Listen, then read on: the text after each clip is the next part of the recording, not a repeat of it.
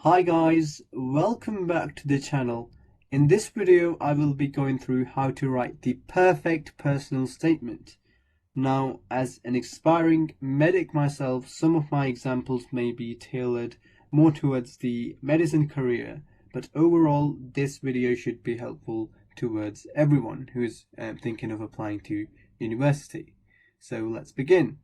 So first, the structure. So the personal statements is meant to be maximum of 4,000 characters, and just note that these characters do include the spaces.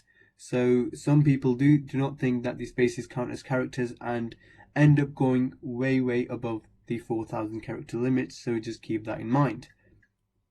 So what I use as my structure, I use 5 paragraphs. So my paragraph 1 would be reasons for studying that specific course. So why not any other course? Why that course? And paragraph 2 would be relevant work experience I've done, volunteering, and the transferable skills I have gained from this.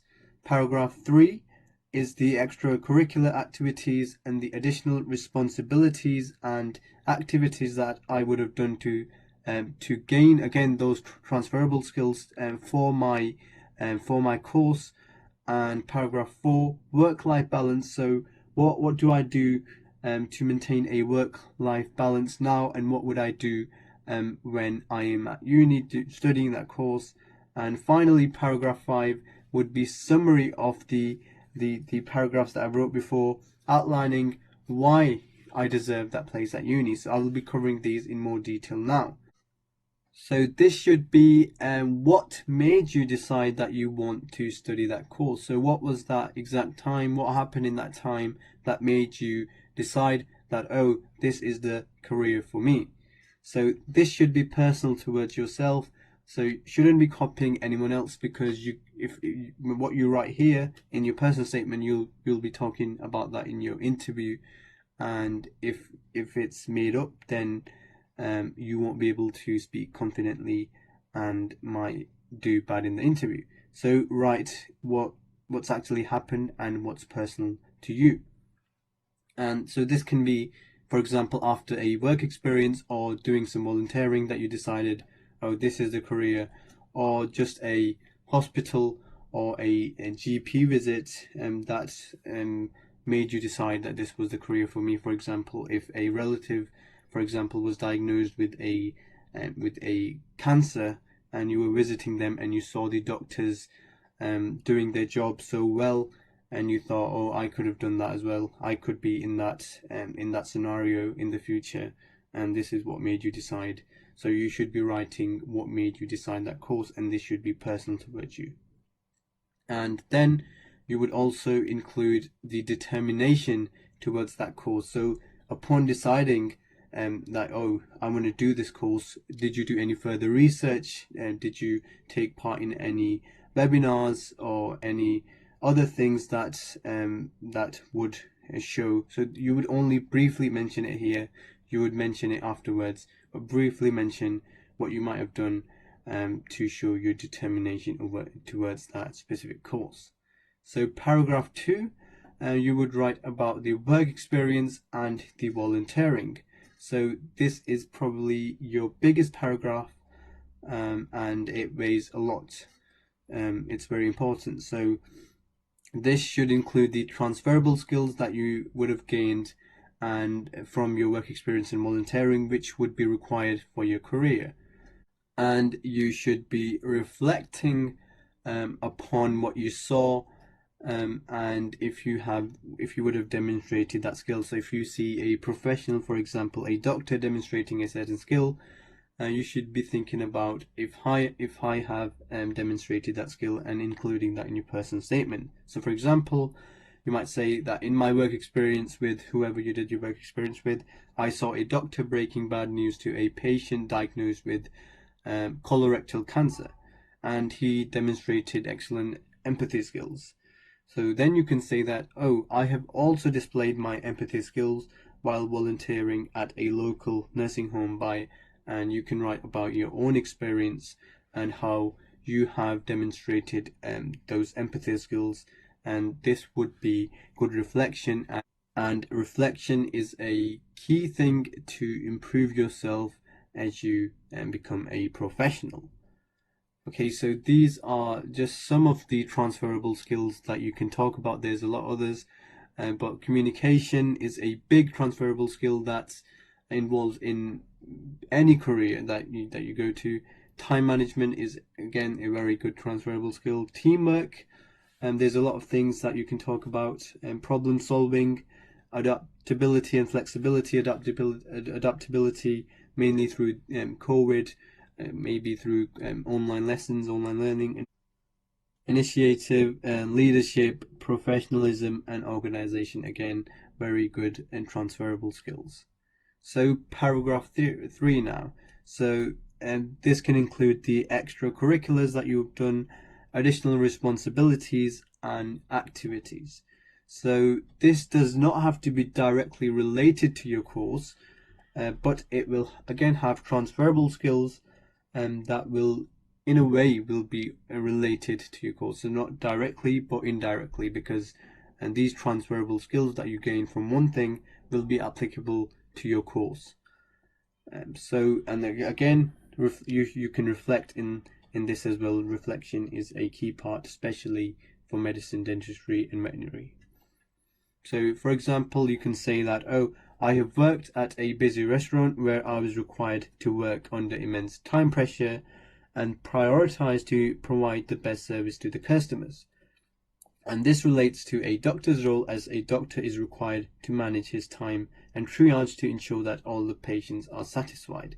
So in this, I'm showing that I have demonstrated the time management skill, but then I am also saying that, oh, this time management skill is needed in the course or in the career that I want to go to, and also demonstrating how that skill is needed.